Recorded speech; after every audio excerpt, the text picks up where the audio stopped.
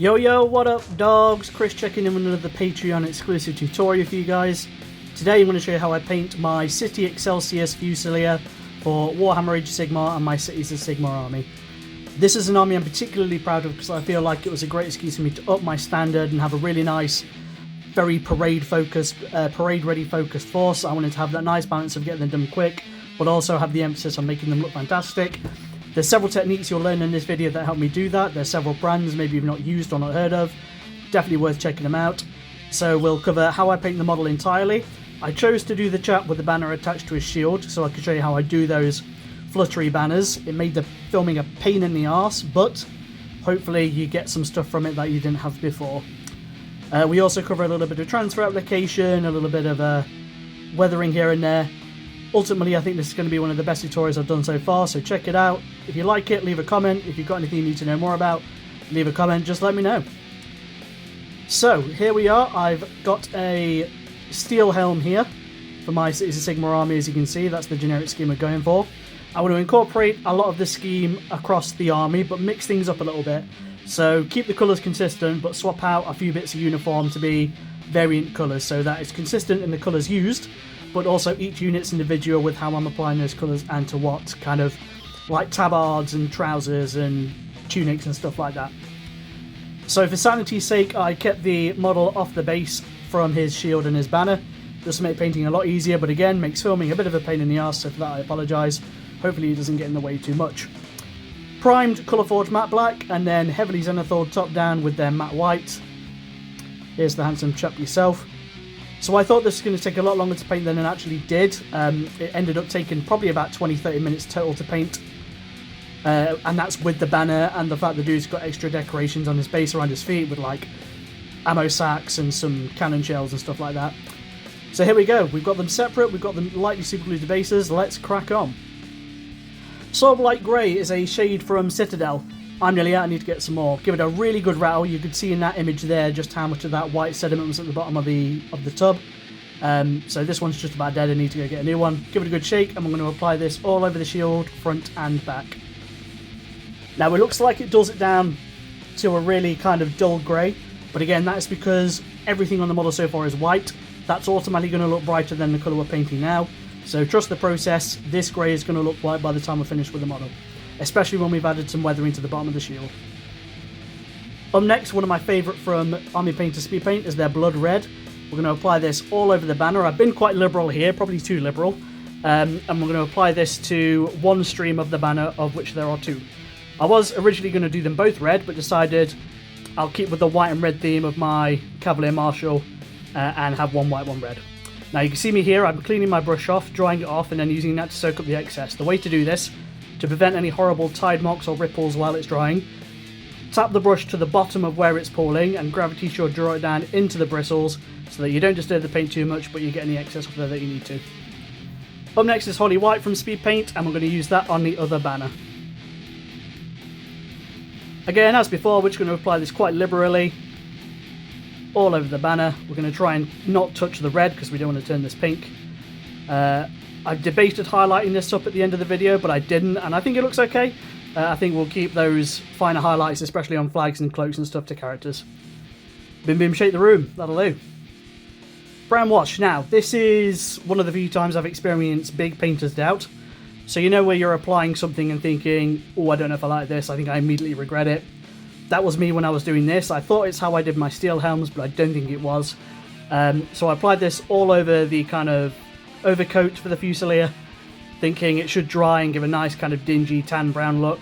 It didn't look quite as nice as I thought it did when I did it previously. Then I remembered I layered over it with some AK 3rd Gen paints later on, which I do at the very end. So here we go.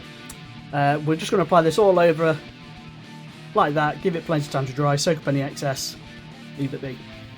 Pallid Bone from Speed Paint. We're going to apply this onto the gloves.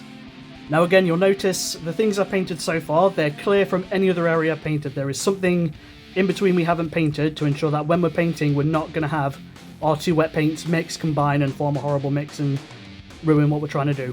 So always ask yourself, and I stress this in my workshops, what could I be painting now while I'm waiting for this to dry? So if you painted a hat, paint the boots. If you painted gloves, paint the trousers. If you painted a sword, then paint the shield. It's to stop us getting into that behaviour of painting something, putting it down, waiting for it to dry, picking it up, painting something else that was nowhere near it. You get what I mean. We're also going to apply the palo bone to the skulls in this reliquary banner. Dead easy again, being careful not to touch that white or that red that's still drying. Not much more we need to do here. Could do if you want to, I don't. Little tickle with the palo bone. Wow. Beautiful, that'll do. Grim Black from Speed Paint. If you don't have this, Black Legion's fine, Black Templar's fine. We're going to use this on the straps, belts, scabbard, and the kind of webbing that this chap's got where he keeps all his gear and his tools for keeping his cannon clean, if you know what I mean. So being really nice and neat as best we can so we don't overspill. All that brown's dried now, so we're just going to apply this all over those black straps and the webbing.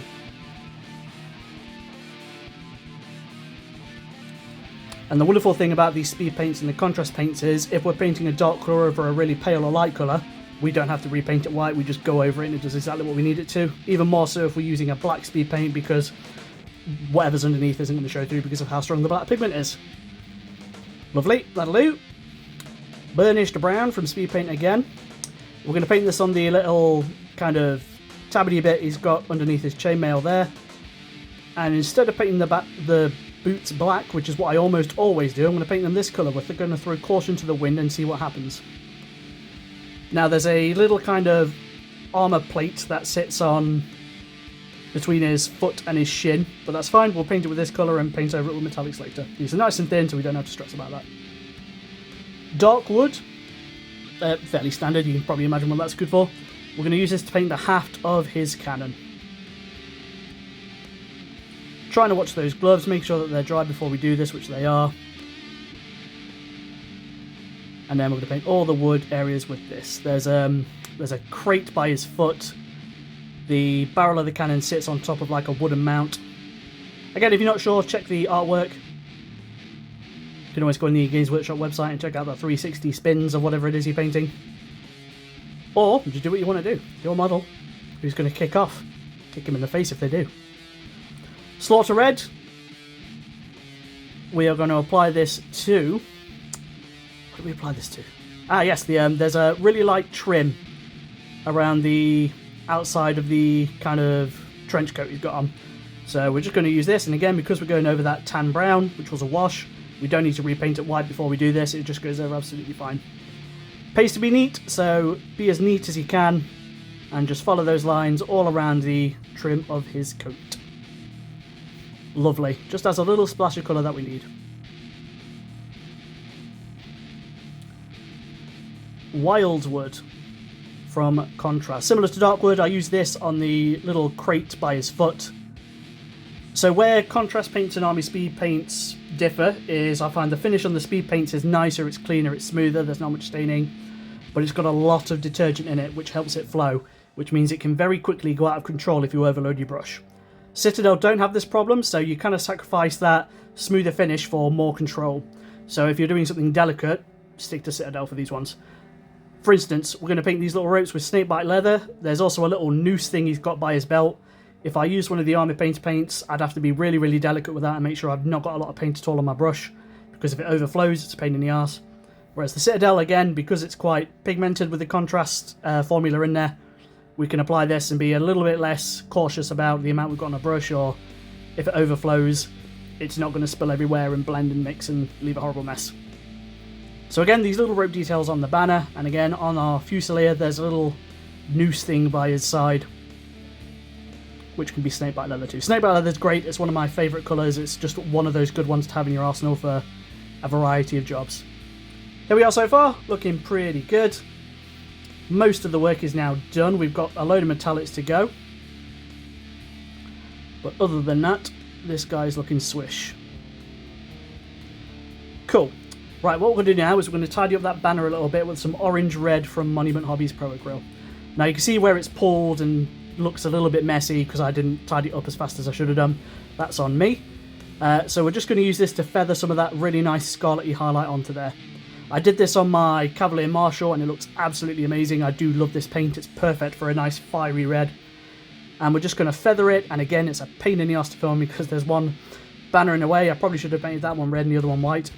But we're just going to do some little scratchy edge highlights, and then we're going to blend it so that our kind of splotched Army Painter speed paint is going to get feathered with this acrylic paint, and it's going to look a lot neater and a lot tidier. It's also going to up the brightness a little bit.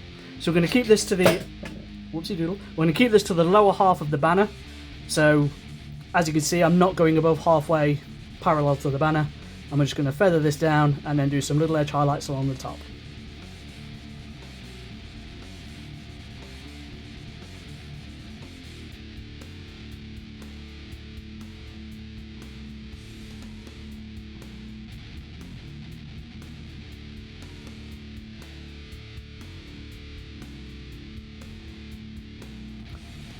Banners and cloths and cloaks admittedly aren't my strong point. It's something I am going to focus on in the future, and this army is great for that. Again, my Cavalier Marshal, I'm super stoked with how he came out. But you learn by doing, so if you're a little bit apprehensive about a technique or an approach or something that you need to paint, flesh, faces, for example, the trick is to just do it, keep going. The more you do it, the better you get. So I'm a lot happier with that banner now. It's tidied up that streaky, horrible pooliness a lot. And once we get the other colours on there, it'll balance out the colours and it won't be so stark. Dark Star Steel. So these Dark Star paints are great, I love them. I don't normally use them for base layers, which is what I'm going to do for this model predominantly. But again, this was a force I wanted to try stuff differently with and use different techniques and products to really reflect a kind of step up. And Dark Star's paints are exceptionally thin. They do take a few layers to build up, but they are beautifully pigmented. And the metallic shine is unlike anything else you'll see on the market. You'll see in the end, if you see this army in real life, it's even better. It's all glistening and like shining silver brass and scuffed dark silver with some really nice bright poignant silver highlights. Love them. Check them out. Nothing but love to Dark Star. So we're going to paint this onto the barrel of the cannon, the bayonet, the brackets where it fixes onto there. I of course drilled my barrel because otherwise how will the weapon fire? Ask yourself that question. Then we're also going to do this on the trim of the shield. Now be careful applying too much of this paint. You don't want to fill in those little decorative kind of gaps you've got in the trim at the top of the shield. So just go in nice and light, thin it down with a good chunk of water. It's really nice and dark, so it's going to cover that white beautifully. And just be neat. Try not to get onto the white. We are going to weather this white quite heavily later to tie it in with our base. Again, my Cities of Sigmar army are all on swampy bases. They're fighting in the swamps of the Gnarlwood and Gur. It's not a nice place to be. It's certainly not somewhere you want to set up a shield and a massive fusil cannon and fire in the hope that they don't get to you. So again, we'll apply Dark Star Steel all over these bits there. We're also going to do the handle of the banner up to the artifact itself. Silver Verde. We're going to apply this to the armour and the helmet and the shoulder pads as such. We'll also do the reliquary with it as well on top of the banner. Now the steel helms I did in old silver, not silver verde. I won't lie, I only realised halfway through when I looked at my steel helm and thought, he's a lot more silver than this guy's gold. However, I am swapping out some variation. I use both those colours across the whole army. So again, for the purposes of maintaining the palette across the army, but varying the units, I'm going to stick with it and see how it looks. So he's got these little decorative buttons on the sides of his coat. And here's old silver now. Lovely colour. It's a really like almost mucky silver. Could almost be like a dull gold brass kind of colour. But yes, we're going to apply this to the reliquary and the trim, being careful of the bits we've painted up to now, especially those banners. And again, these paints do take a good couple of thin layers to get where you need them to be. They're very transparent, but they are very shiny. Hoplite Gold, a speed paint that's somehow covered in red. We're going to use this to cover the banner topper, just for an extra colour in there. Yep, slap it on, get it on, done. Again, be aware that this stuff flows very quickly and very suddenly, so we're not going to overload a brush. And we're just going to apply this as is, being gentle. Make sure we don't overflow it.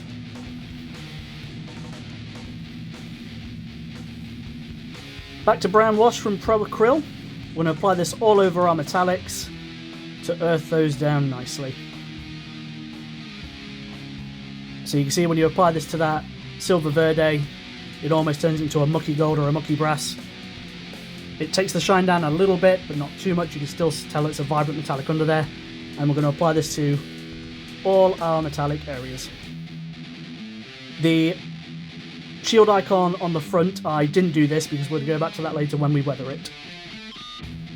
I'll do it around the outside to simulate muck and detritus and stuff getting in between the metallic panel and the wood. But otherwise, yeah, this all over the metallic details.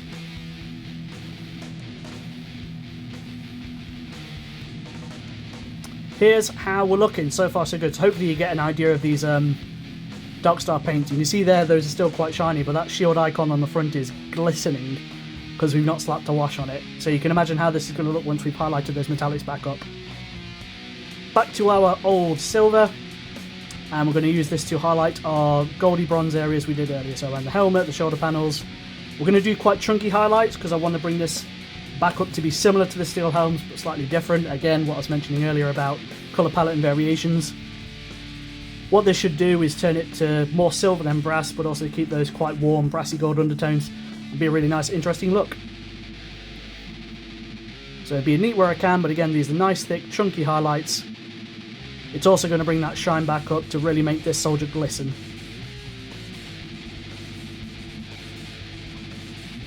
The helmet, the gorget, don't forget the chainmail in between his legs and under his arms as well. And then we're going to use this to highlight the reliquary, and you can see how instantly that highlight jumps out because of how the metallic pigment in these paints is so pungent. So really messy, scratchy highlights. We're not going to put too much finesse or care into it. We just want to have a nice start jump up in a highlight on these metallic surfaces. Baroque, another great one from Darkstar. This is like a mid-silver with a bit of earth in it. I'm going to use this to highlight our steel areas, so the barrel of the gun, the bayonet, the brackets, and the trim of the shield. Once more, very little finesse. I probably want to be a little bit careful on the bayonet, but it's got these really nice sharp angular surfaces where we can just drag the brush alongside of it. And again, I want that to be luminously shiny because it's there to skewer orcs and the enemies of the free folk. And again, not having too much finesse, just going to do some scratchy highlights up and down these metallic areas. Just add some interest. I'm going to drag my brush along the chains and the decorations at the bottom. Again, no finesse. I'm going to do a little bit around the back, but not too much because we're not really going to see it, so who cares?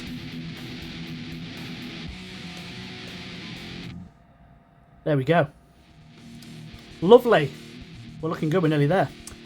Plasmatic Bolt from Speed Paint. If you don't have this, Ethermatic Blue? Yeah, Ethermatic Blue from Citadel is a good equivalent. We're going to thin this down 1-to-1 with water, and we're going to apply this to be as a verdigris weathering on our brassy silvers. Now, I go quite heavy with this on a lot of the stuff I paint because I really like the effect. If you want to bring it down, just apply less, thin it down with more water, however you want to do it. You can also go back over with your highlights like we did previously, just to undo some of the punchy verdigris that we're applying now. So I keep this to the brassy silvery areas. I don't want to have it on my gun or the trim of my shield because I want to differentiate what those two surfaces are made of. Burnt Sienna. This is one of my favourites from Pro Acryl for Rust. So we thin it down with a load of water. I use my base as a palette just to make sure I've not got too much on there, and I'm going to drag this down any metallic surfaces where I think rust is going to settle. So any rivets or dings or any pokey bits that stick out where water will settle, earth will get to it, it'll rust and turn. This is very, very thin, so although it looks quite strong when you put it on there, it'll be a lot more subtle when it dries. Again, less is more. It's a lot easier to add more later than it is to take it away, so don't be afraid to be conservative and then add more as you go. I'm going to do this on the helmet and the armour as well, just because I think the extra colour on there will help just a little bit. It also helps cover up a little bit of the extra verdigris I did. Don't be afraid to use your finger or your thumb to drag paint away if you use too much. Likewise, you can simply wash your brush off and dab it to soak up any excess. But you'll see when this is all dry how subtle it is, but it really is nice just to add that extra bit of colour onto there. Right, there we are guys, we're going to slap a transfer on this bad boy. So if you've never done transfers, they're a game changer. Once you know how to do them, they're fantastic. We're going to cut out our Exelcis logo on our cutting mat / filming backdrop using a sharp knife. If you've got little hands, ask a grown-up to help you. Micro Soul Miracle Juice. We're going to apply this to the surface of the shield where our transfer is going and apply it gently. Now, what's great is we can point our spear to the centre so we can line it up perfectly to be in the middle of our shield.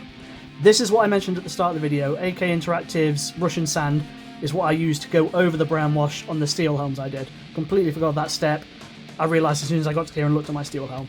So we've thinned it with some water. We're going to apply this as a base layer over the brown we've done earlier. And it just helps it look a lot less patchy, a lot less crap. And it's a really, really nice paint. I do need to get more AK Interactive 3rd gen paints. So again, we're going to cover all the tan areas of the coat. We're then going to go over it with a really, really thin down brown wash, probably 2 parts water to 1 part brown wash, just to recess shade it and give it a subtle earthy tint.